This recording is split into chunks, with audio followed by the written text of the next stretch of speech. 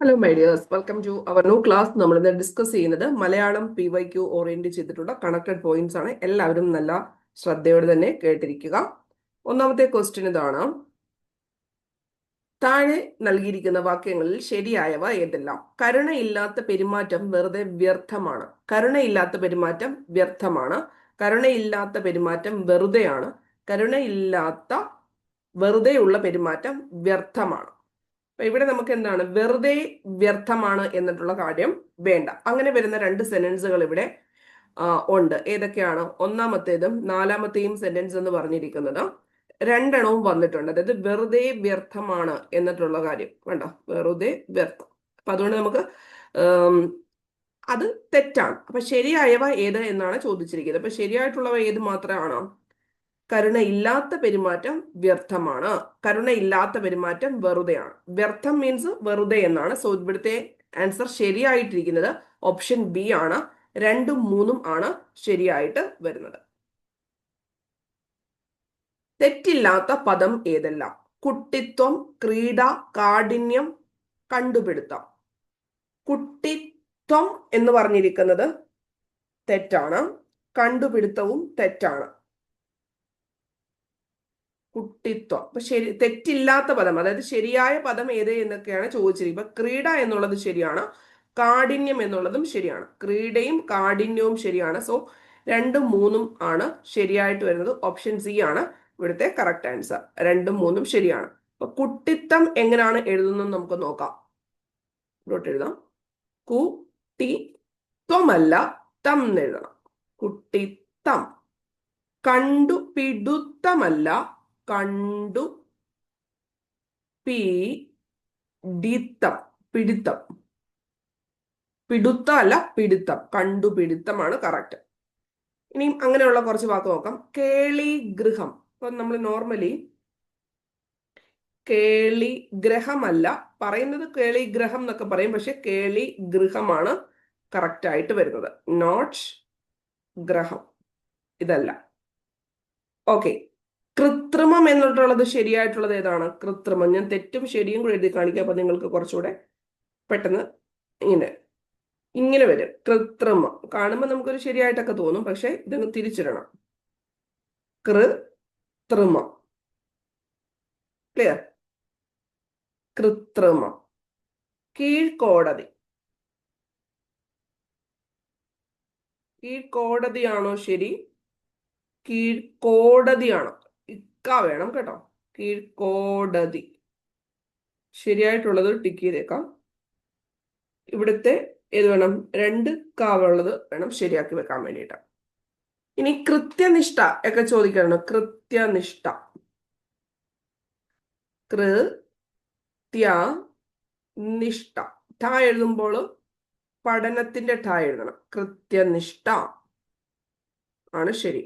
ഇനി അതുപോലെ തന്നെ ക്രോഡീകരണം. ഇവിടെ നമുക്ക് ക്രീഡ ചോദിച്ചില്ലേ? അതുപോലെ ക്രോഡീകരണം എഴുതുമ്പോൾ ക്രോഡീകരണം ആ രീതി മതി. ഠ എഴുതിയിട്ട് ചുനുപ്പുള്ളത് വേണ്ട. ക്രോഡീകരണം ആണ് ശരിയായിട്ട് വരുന്നത്. അതുകൊണ്ട് ഞാൻ എഴുതി കാണിക്കാം. ക്രോഡീകരണം തെറ്റ. ക്രോഡീകരണം തെറ്റ. ഒന്നുകൂടെ പറയാം ആദ്യമായിട്ട്. കുട്ടിത്തം വരുമ്പം ഇത്തം വേണം. ഡബിൾ ത വേണം. കണ്ടുപിടുത്തമല്ല, പിടിത്തം. ക്രീഡയ്ക്കകത്ത് ഉള്ളിലോട്ട് വലിഞ്ഞിട്ടുള്ള ഠ വേണ്ട. കാഠിന്യം ശരിയാണ്. കൃത്യനിഷ്ഠയ്ക്കും കാഠിന്യത്തിന്റെ അതേ ഠ തന്നെ ഇട്ട് കൊടുക്കുക. കേളി ഗൃഹം. ഗൃഹം വേണം എഴുതാൻ വേണ്ടിയിട്ട്. കൃത്രിമം എഴുതിയേക്കുന്നത് കണ്ടല്ലോ. കീഴ്ക്കോടതിക്ക് 2 ക വേണം. ക്രോഡീകരണത്തിനും ഉള്ളിലോട്ട് പോകുന്ന ക്രീഡ പോലെ തന്നെ എഴുതുന്ന ഠായാണ് വേണ്ടത്. ക്ലിയർ ആയെന്ന് വിചാരിക്കുന്നു. അടുത്തത് ചലച്ചിത്രം എന്ന പദം പിരിച്ചെഴുതുമ്പോൾ യോജിക്കുന്നത് ഏതെന്നാണ് ചോദിച്ചിരിക്കുന്നത്. ചല പ്ലസ് ചിത്രം, ചല പ്ലസ് ചിത്രം, ചലനം പ്ലസ് ചിത്രം, ചല പ്ലസ് ചിത്രം. ഓപ്ഷൻസ് നോക്കുക. ഓപ്ഷൻ ബി ആണ് കറക്റ്റ് ആയിട്ട് വരുന്നത്. 1 മാത്രമേ ഉള്ളൂ ഇവിടെ നമുക്ക് ശരിയായിട്ട് വരുന്നത്. അതാണ് ചല പ്ലസ് ചിത്രം ആണ്. അപ്പൊ അങ്ങനെയുള്ള കുറച്ച് കാര്യം നമുക്കൊന്ന് എഴുതി നോക്കാം. ജഗന്നാഥൻ. സ്പ്ലിറ്റ് ചെയ്യാൻ അറിയാമോ എന്നൊന്നും നോക്കണം. ജഗന്നാഥൻ. ഇങ്ങനെയാണ് ജഗന്നാഥൻ എഴുതുന്നത്. പക്ഷെ നമുക്കത് സ്പ്ലിറ്റ് ചെയ്യുമ്പോൾ ജഗത്ത് പ്ലസ് നാഥൻ എന്ന് എഴുതണം. ജഗത്ത് പ്ലസ് നാഥനാണ്. ഉദ്യോഗം അറിയാമോ? ഉദ്യോഗം. ഉദ് പ്ലസ് യോഗം. എന്താണ്? ഉദ് പ്ലസ് യോഗമാണ് ഉദ്യോഗം. സ്വേച്ഛയോ? സ്വേച്ഛ. സ്വേച്ഛ. സ്വ പ്ലസ് ഇച്ഛ. സ്വ പ്ലസ് ഇച്ഛയാണ് സ്വേച്ഛ.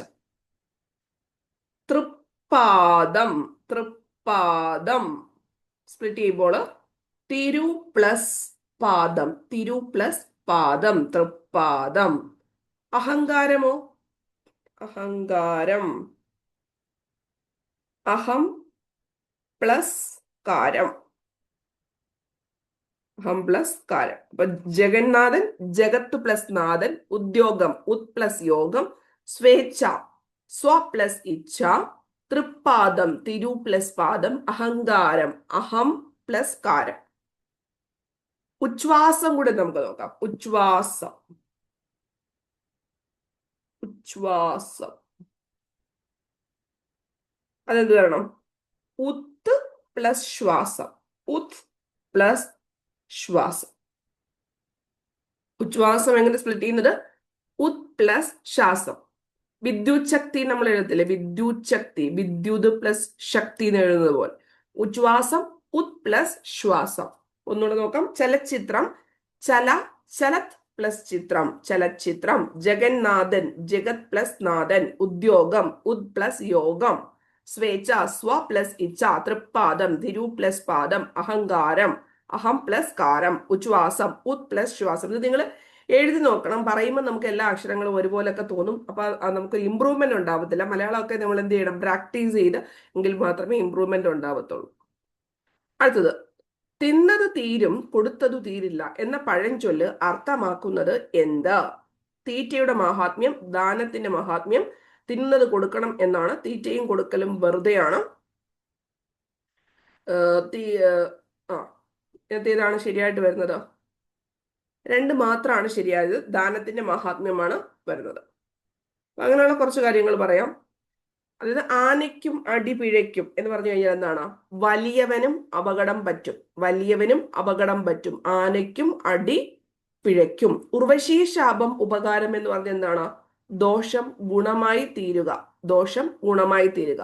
കുതിരയില്ലാത്ത നാട്ടിൽ കഴുത എന്ന് പറഞ്ഞു കഴിഞ്ഞാൽ മഹാന്മാരില്ലാത്തടത്ത് അല്പന്മാർ പ്രമാണികളാകും. കുതിരയില്ലാത്ത നാട്ടിൽ കഴുത എന്ന് പറഞ്ഞു കഴിഞ്ഞാൽ മഹാന്മാരില്ലാത്തടത്ത് അല്പന്മാർ പ്രമാണികളാകും. അടുത്ത ക്വസ്റ്റ്യന്, കഠിനം എന്ന പദത്തിന് വിപരീതമായി വരുന്നവ ഏത്? ലളിതം, മൃദു, കർക്കശം, ദൃഢം. ഇവിടെ ഓപ്ഷൻ എ ആണ് കറക്റ്റ് ആയിട്ട് വരുന്നത്. 1ഉം 2ഉം ലളിതവും മൃദുവുമാണ് ഇവിടെ കഠിനത്തിന് ഓപ്പോസിറ്റ് ആയിട്ട് വരുന്നത്. കുറച്ച് കാര്യങ്ങൾ നമുക്കൊന്ന് ഓപ്പോസിറ്റ് നോക്കാം. ഹ്രസ്വം എന്ന് പറഞ്ഞു കഴിഞ്ഞാൽ എന്താണ്? ഹ്രസ്വം ഓപ്പോസിറ്റ് ദീർഘം. സുലഭം ഓപ്പോസിറ്റ് ദുർലഭം. സുലഭം ദുർലഭം. വൃദ്ധി ഓപ്പോസിറ്റ് ക്ഷയം. വൃദ്ധി ക്ഷയം. ലഘിമ ഗരിമ. ലഘിമ ഗരിമ. അതേസമയം ലഘു. ലഘു എന്ന് ഓപ്പോസിറ്റ് എന്താണ്? ലഘു ഗുരു. ശാലീനം. ശാലീനം. ശാലീനം ഓപ്പോസിറ്റ് ദീപ്രമാണ്. അത് ബിവൈക്കുവാണേ. ദീപ്രം. ശാലീനം ഓപ്പോസിറ്റ് ദീപ്രം. സരളം. സരളം ഓപ്പോസിറ്റ് സരളം ഓപ്പോസിറ്റ് പ്രൗഢം. ലളിതമായ എന്നൊക്കെയാണ് സരളം. പ്രൗഢം വരുമ്പോ അകത്തോട്ടിട്ടാവണം. സരളം ഓപ്പോസിറ്റ് പ്രൗഢം. അഗ്രജൻ. ഈ അടുത്തൊരു പരീക്ഷയ്ക്ക് ചോദിച്ചിട്ടുണ്ട്. അഗ്രജൻ ഓപ്പോസിറ്റ് എന്താണ്? അവരജൻ. അവരജൻ. ഇങ്ങോട്ട് നോക്കാം. കഠിനം ഓപ്പോസിറ്റ് എന്തൊക്കെ വരും? ലളിതവും മൃദുവും വരും. സരളം വരുമ്പം പ്രൗഢം വരും. സരളം പ്രൗഢം. ഹ്രസ്വം ദീർഘം. സുലഭം ദുർലഭം. വൃദ്ധി ക്ഷയം. ലഘിമ ഗരിമ. ലഘു ഗുരു. ശാലീനം ദീപ്രം. അഗ്രജൻ അവരജൻ. അഗ്രജൻ അവരജൻ. കടലിന് പര്യായപദം അല്ലാത്തത് ഏത്? പാരാവാരം, അർണവം, ആഴി, നിമ്നക. അപ്പൊ 1ഉം 2ഉം 3ഉം ആണ് ശരിയായിട്ട് വരുന്നത്. അല്ലാത്തത് ആണ് നിമ്നക, അതായത് ഓപ്ഷൻ 4 ആണ് ഇവിടെ ശരി അല്ലാത്തത്. അപ്പൊ അവിടെ ഏതാണ് വരുന്നത്? ഓപ്ഷൻ ഡി, 4 മാത്രം. നിമ്നക എന്ന് പറഞ്ഞു കഴിഞ്ഞാൽ എന്താണ്? നിമ്നക എന്ന് പറഞ്ഞു കഴിഞ്ഞാൽ നദി എന്നാണ് അർത്ഥം. ഇപ്പൊ സമുദ്രത്തിന് പര്യായ പദങ്ങളാണ് പാരാവാരം, അർണവം, ആഴി, അബ്ദി, സാഗരം, ജലധി. ഇവയെല്ലാം ഏതിന് പര്യായ പദങ്ങൾ ആണ്? കടലിന് പര്യായ പദങ്ങളാണ്. അപ്പൊ നമുക്ക് നദിയുടെ പര്യായ പദങ്ങളൊന്ന് നോക്കാം. നിമ്നക എന്നിട്ടുള്ളത് ഇവിടെ വന്നിട്ടുണ്ടല്ലോ. നദി മസ്റ്റ് ആയിട്ടും പഠിച്ചു വെച്ചിരിക്കണം കേട്ടോ. തരങ്കിണി കേട്ടിട്ടുണ്ടോ? Tharangini, Sarith, തടിനി,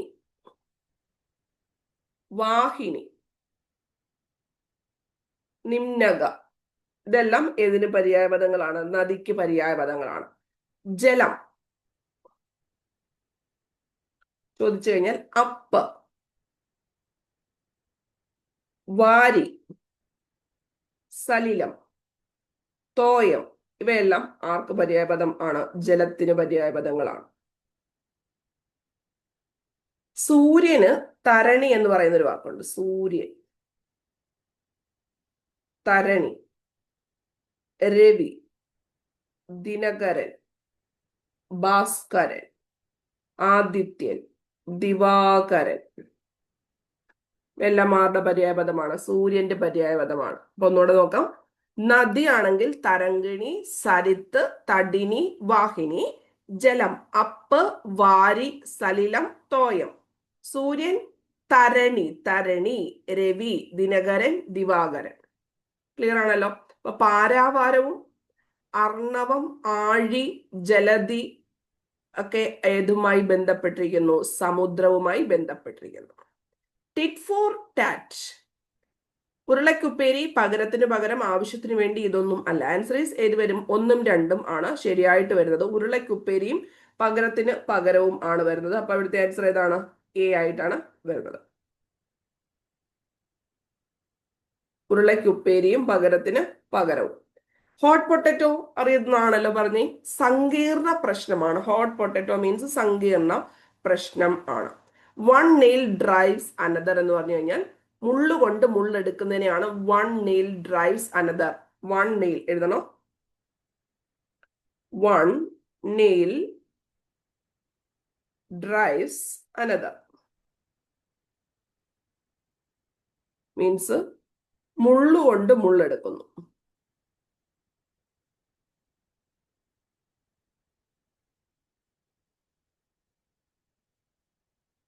Greece the palm എന്താണ്? കൈക്കൂലി കൊടുക്കുക. ഗ്രീസ് ദ പാം കൈക്കൂലി കൊടുക്കുക. Face is the index of mind means മുഖം മനസ്സിന്റെ കണ്ണാടി ആണ്. To play fast and loose, അത് എഴുതാമേ. To play fast and loose, വെളിവും വെള്ളിയാഴ്ചയും ഇല്ല എന്നൊക്കെ പറയത്തില്ലേ, ആണ് ഫാസ്റ്റ് ആൻഡ്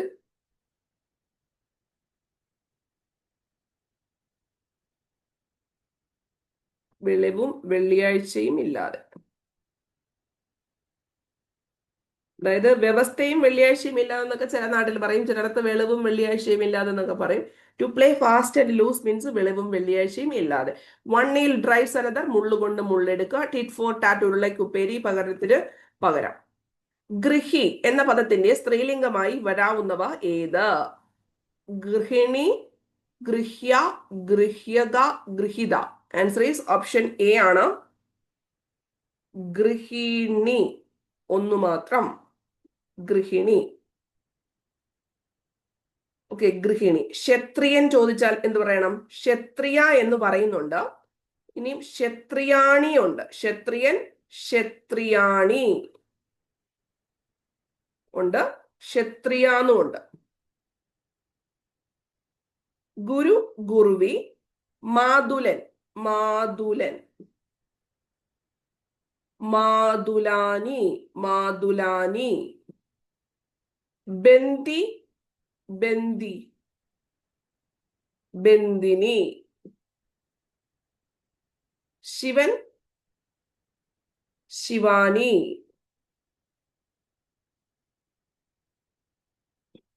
ഈശ്വരൻ,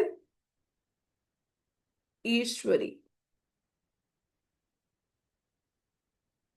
ഗൃഹി, ഗൃഹിണി. ക്ഷത്രിയൻ, ക്ഷത്രിയാണി അല്ലെങ്കിൽ ക്ഷത്രിയ. ഈശ്വരൻ, ഈശ്വരി. ബന്ദി, ബന്ദിനി. മാതുലൻ, മാതുലാനി. ശിവൻ, ശിവാനി. കാറ്റ് വീശിയെങ്കിലും ഇല്ല, പൊഴിഞ്ഞില്ല. ഇതിനകത്തെ ഘടകപദം ഏതെന്നാണ് ചോദിച്ചിരിക്കുന്നത്. ഘടകപദം കാറ്റ് എങ്കിലും പൊഴിഞ്ഞില്ല, വീശി. അപ്പൊ ഇവിടുത്തെ ആൻസർ ഈസ് ഓപ്ഷൻ ബി ആണ്, രണ്ട് മാത്രം. അതായത് ഘടകപദം എന്ന് പറഞ്ഞു കഴിഞ്ഞാൽ നമ്മൾ രണ്ട് സെന്റൻസുകളെ തമ്മിൽ കണക്ട് ചെയ്യുന്ന ഒരു വേർഡിനെ മാത്രമേ ഉള്ളൂ ഘടകപദം കൊണ്ട് ഉദ്ദേശിക്കുന്നത്. ഇവിടെ കാറ്റ് വീശി എന്ന് പറയുന്നത് ഒരു സെന്റൻസാ.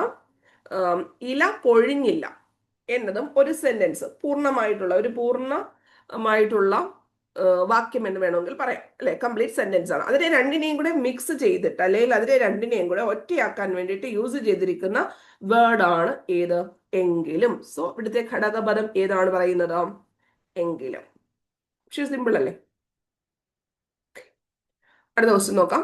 സൃഷ്ടി നടത്തുന്നവൻ ഒറ്റപ്പദമാക്കുമ്പോൾ താഴെ പറയുന്നവയിൽ യോജിക്കുന്നവ ഏത്? സ്രഷ്ടാവാണോ സൃഷ്ടാവാണോ? ഒരു കാര്യം പറഞ്ഞുതരാം, പരീക്ഷയ്ക്ക് സ്ഥിരമായിട്ട് പദശുദ്ധിയിൽ വരുന്നൊരു കാര്യമാണ്. സൃഷ്ടി എന്ന് പറയുമ്പോൾ നമ്മൾ ഇങ്ങനെ എഴുതണം, പക്ഷെ സ്രഷ്ടാവ് എന്ന് പറയുമ്പോൾ സ്ര വേണം എഴുതാൻ വേണ്ടിയിട്ട്. ഓക്കെ, സ്രഷ്ടാവ്. അപ്പം ഏത് വേണം? ഈ ഠ തന്നെ വേണം എടുത്തെഴുതാൻ വേണ്ടിയിട്ട്, ഈ ഠ. അപ്പൊ അവിടെ സംശയമൊന്നും വേണ്ട കാര്യമില്ല. ആൻസർ എന്താണ്? ഓപ്ഷൻ ഈ സ്രഷ്ടാവ് മാത്രമേ വരത്തുള്ളൂ. അവിടെ ഉള്ളത് ഇത് മാത്രമേ ഉള്ളൂ. സൂക്ഷിച്ച് ചെയ്യണം, അല്ലെങ്കിൽ ഇവിടുത്തെ മാർക്ക് നമുക്ക് പോകും. ഓപ്ഷൻ എടുത്ത് വെച്ച് എഴുതുമ്പോഴത്തേക്ക് ഈ ഒന്ന് കണ്ടിട്ട് ചാടി കയറിട്ട് എന്നൊന്നും എഴുതരുത്. സോ ഓപ്ഷൻ ഡി ആണ്, ഒന്ന് മാത്രം. ബ്രഹ്മത്തെ അറിയുന്നവനാണ് ഏത്? ബ്രഹ്മത്തെ അറിയുന്നവനാണ് ബ്രാഹ്മണൻ. ബ്രഹ്മത്തെ അറിയുന്നവൻ ബ്രാഹ്മണൻ. ബ്രഹ്മത്തെ അറിയുന്നവൻ.